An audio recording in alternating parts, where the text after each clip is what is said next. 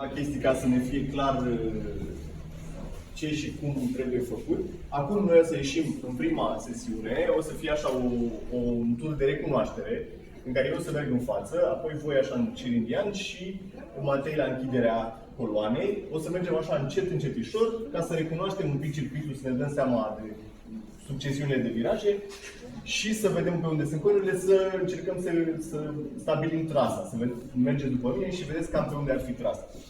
Acum, ca să prevenim, să zicem, unele dintre întrebările de mai târziu și dintre problemele de mai târziu, revenind un pic la ideea de counter steering, da? Counter steering înseamnă să dăm un impuls bidonului, teoretic invers față de direcția în care vrem să ne înclinăm, dar ca să nu spunem că ne facem stânga ca să ne ducem la dreapta, spunem că împing bidonul drept ca să înclin dreapta, împing bidonul stâng ca să înclin stânga. Și după aceea las mâinile foarte relaxate pe bidon ca să las motocicleta să se înfile.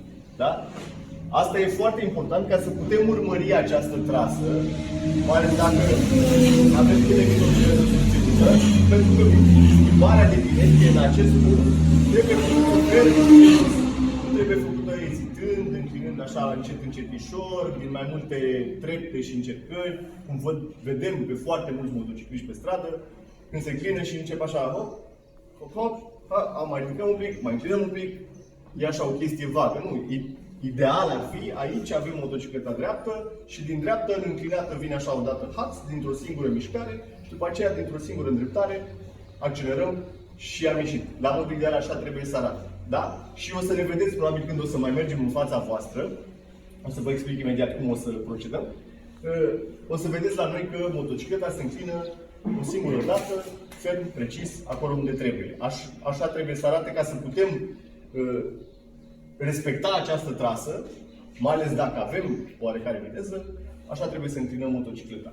După acel prim tur în care recunoaștem un pic circuitul, o să intrăm din nou la boxe, o să intrați după mine, eu mă opresc și apoi o să vă dăm drumul pe rând, la o oarecare distanță între voi, 100 de metri, o să vă dăm drumul pe rând pe circuit. Prima intrare, clar, trebuie să fie una de acomodare, de cunoașterea circuitului, să vedem cam cum sunt virajele, să ne dăm seama de trasă. Și noi o să intrăm printre voi. La un moment dat s-ar putea să vedeți pe unul dintre noi, o să ne recunoașteți după costumele BMW Rally Gui, sau de fapt și pe... Oricum nu o să fie nimeni. Da, nu o să fie nimeni care să vă... Vină după mine, vorbesc.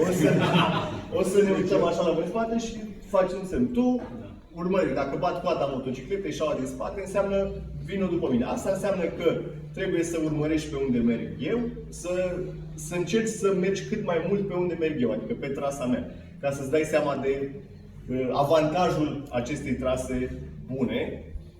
Nu trebuie să, dacă nu știu, se întâmplă să ne distanțăm un viraj 2, nu trebuie să trageți mai tare după noi. O să vedem noi dacă ați rămas urmă și lăsăm noi. Ideea e nu să mergeți mai tare, ci să mergeți mai bine. Da? Și ca idee, mai ales pentru această primă sesiune, dar pentru tot restul zilei, scopul nu e să mergeți tare. Încercați mai degrabă să mergeți bine. Adică dacă vă treziți că aveți nevoie de frâne foarte tare la intrarea în multe dintre viraje, nu e bine. Da?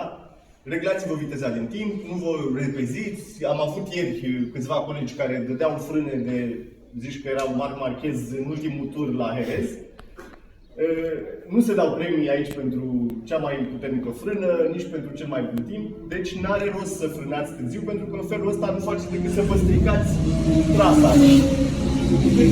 Încerc să vin mai tare, poate de fapt mă sperii și o să frânez mai mult și virați să vin și mai încet și pe trasa mai față și mai periculos. Da? Cât mai elegant, într-un stil în care am putea să facem asta 2 ore, nu să ne extenuăm fizic și mental după 10 minute. Mai ales pentru urmăritul acestei linii, acest circuit se poate face fără absolut nicio problemă, o tură fără frâne.